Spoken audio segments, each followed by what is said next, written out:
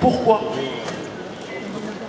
Il a fallu attendre, Ilan, je le répète chaque année, pour se rendre compte de cette horreur, pour se rendre compte de cette discrimination. Je maintiendrai ce slogan fort, haut, pendant 10 ans, et pour les 10 prochaines années, jusqu'à 120 ans, Bezrat Hashem. Ni oubli, ni pardon. Nous sommes à une époque et dans une génération où chaque événement, comme il les a cités, mon président, sont de plus en plus graves, et les plus graves, on a l'impression, font oublier les précédents. Mais dans ces événements passés, des familles, des frères, des sœurs, des pères, des mères continuent à pleurer parce que ils sont tombés dans l'oubli. Eh bien, la FJL tiendra toujours haut ce dialogue avec ces personnes, avec vous tous militants, parce que vous êtes tous des militants, et je salue votre courage, votre fierté d'être là aujourd'hui, malgré les intempéries. Et bien, au Hachem, comme vous le voyez, le temps s'est éclairci pour cet hommage. Vous pouvez applaudir plus fort, parce que c'est vous que vous applaudissez. Je suis fier de vous compter tous parmi la FJL, les membres, les soutiens de la FJL. Donc vous pouvez applaudir plus fort et répéter avec moi, ni oubli, ni pardon. Merci. Dans le cadre du film 24 jours, dans lequel j'interprète le rôle de Youssouf Ofana, j'ai eu l'occasion de rencontrer beaucoup de jeunes et d'associations afin de sensibiliser à cette tragédie et de montrer que ce qui est arrivé à Ilan n'est pas seulement un problème lié à la communauté juive, mais à toutes les communautés. Ce qui s'est passé doit retenir l'attention de tous les Français.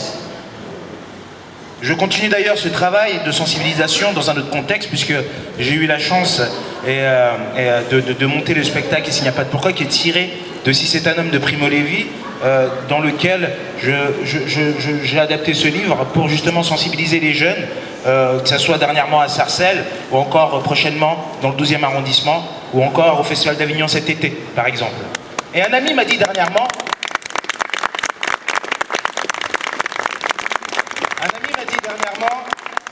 quelque chose qui m'a beaucoup touché, parce qu'il m'a dit: Tony, je crois que c'est déjà trop tard, les jeunes aujourd'hui sont irrécupérables, car c'est une génération sacrifiée. Moi, je lui ai dit, et alors?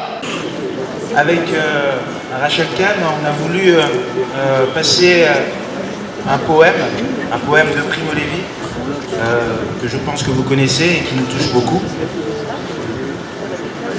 adapté de « Si c'est un homme ». Vous, qui vivez en toute quiétude. Bien au chaud dans vos maisons. Vous, qui trouvez le soir en rentrant La table mise et des visages d'amis. Considérez, si c'est un homme, que celui qui peine dans la boue, celui qui ne connaît pas de repos, qui se bat pour un oui, pour un non, qui meurt pour un quignon de pain. Considérez si c'est une femme, celle qui a perdu son nom et ses cheveux, et jusqu'à la force de se souvenir, le regard vide et le sein froid comme une grenouille en hiver. N'oubliez pas que cela fut. Non, ne l'oubliez pas. Gravez ces mots dans votre cœur. Et pensez-y, chez vous, Dans la rue, en vous couchant, en vous levant. Répétez-les à vos enfants. du mouvement Beth Lubavitch.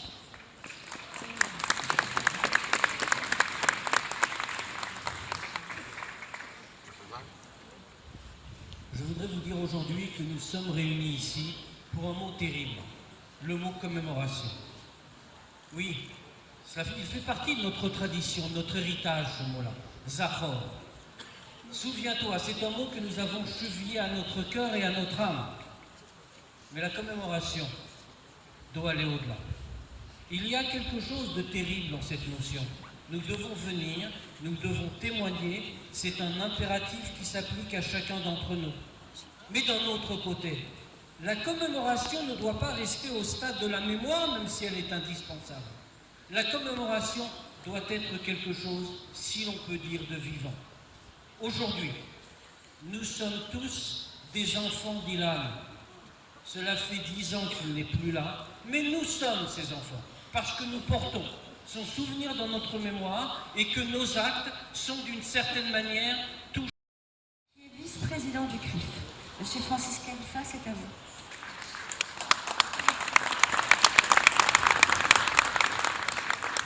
Merci. Il y a 10 ans, après avoir été enlevé, séquestré, torturé pendant 24 interminables jours,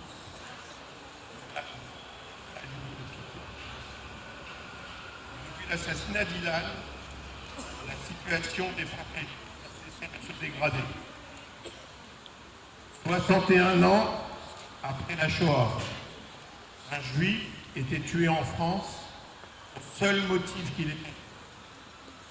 Victime de la même idéologie, des mêmes préjugés, de la même haine, de la même inhumanité.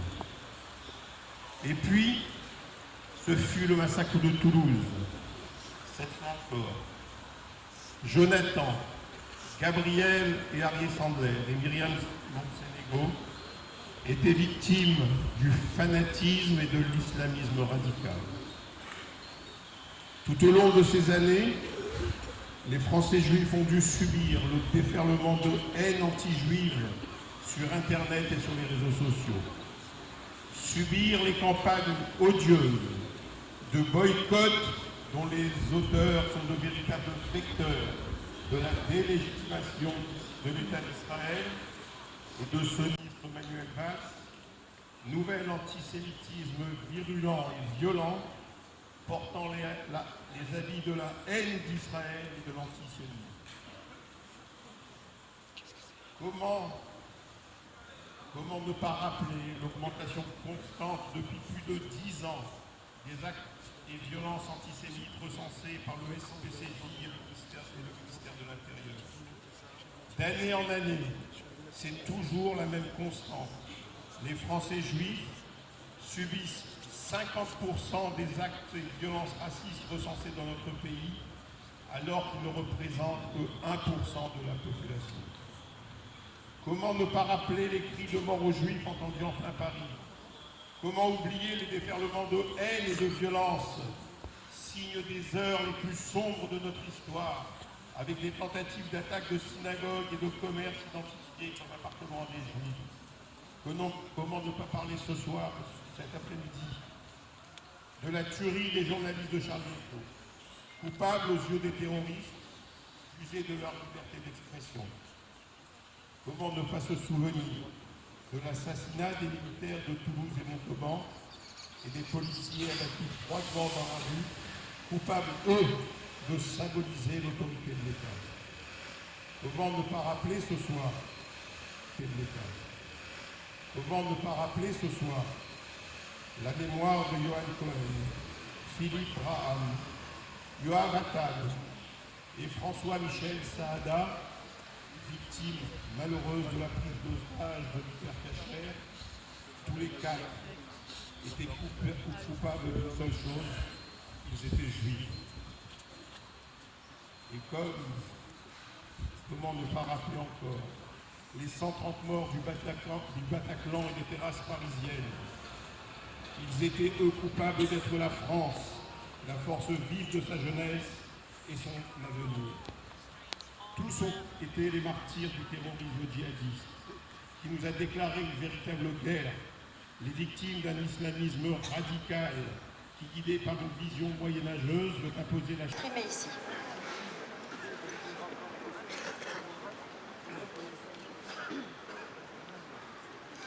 Il y a tout juste 3 mois, le 13 novembre 2015, sur ce boulevard, à peine à quelques dizaines de mètres d'où nous nous trouvons en ce moment, un terroriste islamiste commettait un attentat suicide à la terrasse d'un café.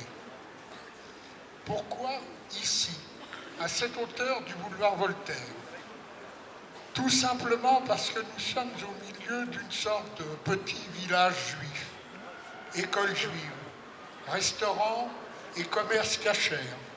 Toute une activité qui dérange ces djihadistes antisémites qui rêvent de détruire hommes, femmes et enfants juifs. À quelques centaines de mètres de là, au 92 rue de Charonne, c'est l'attaque du restaurant La Belle Équipe. 19 morts et 14 blessés graves. Pourquoi celui-ci? Simplement parce que le patron est juif et que sa femme est musulmane. Ce qui est tout à fait inacceptable pour les islamistes et doit être puni par la peine de mort.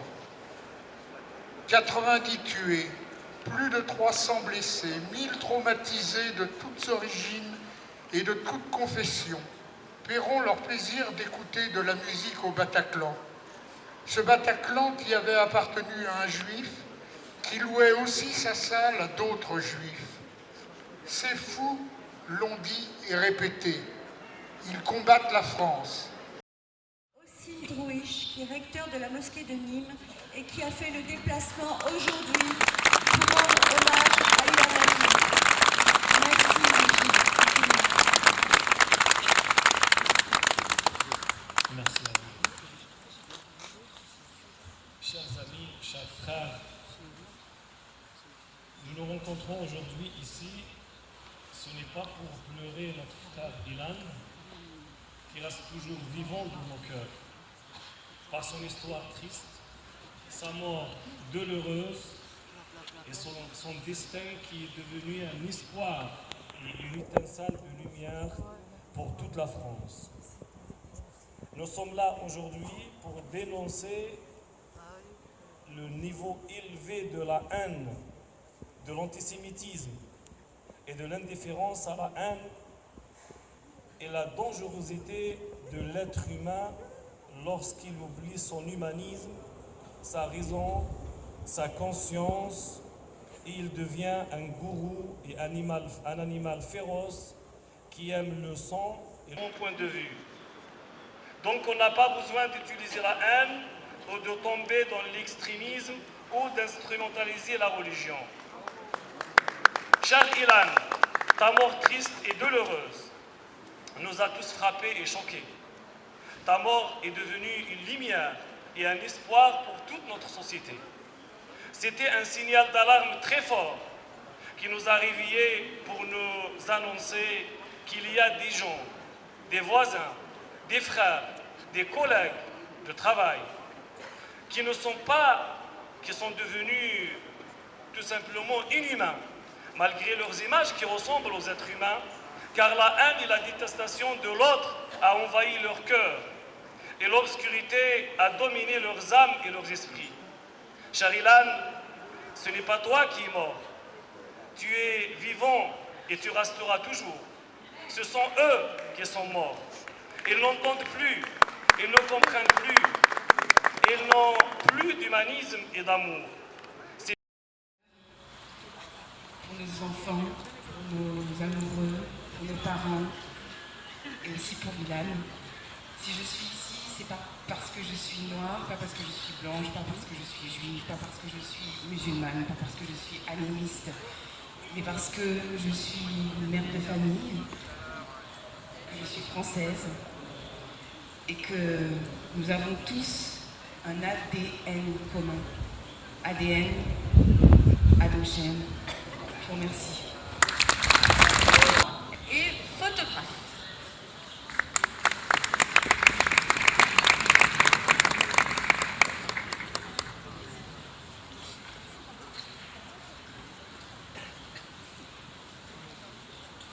Cette année, j'ai décidé de ne pas en parler.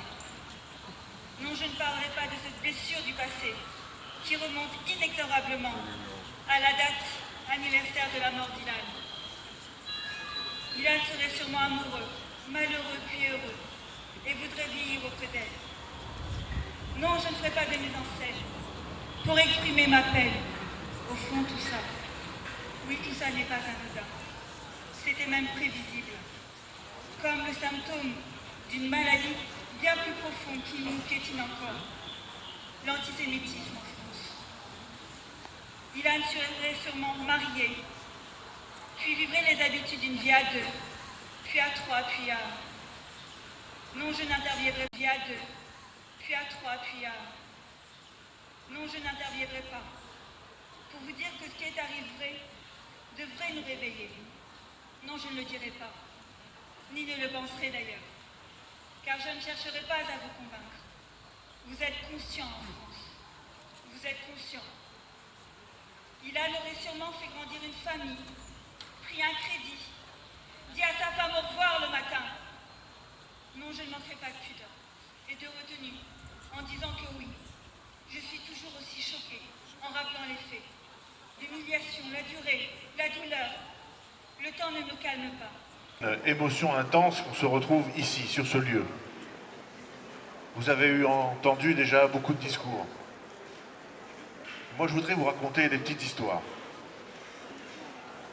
Je suis de ce quartier depuis que je suis arrivé en France.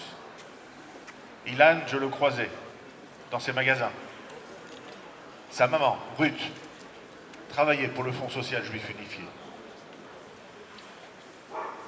Lorsque ce drame est arrivé, nous avons eu à gérer le courage d'une mère qui devait faire semblant tous les matins d'arriver au 39 rue Broca et d'aller vers son bureau pour faire en sorte que personne ne se doute du drame qu'elle était en train de vivre. Cette dignité, cette force de cette famille unie autour de ce frère et de ce fils dont ils n'avaient aucune nouvelle, mais qu'ils savaient, eux, avoir été enlevés parce qu'il était juif. Avec le temps, nous savons aujourd'hui qu'il y a eu des erreurs. Il y a eu des erreurs.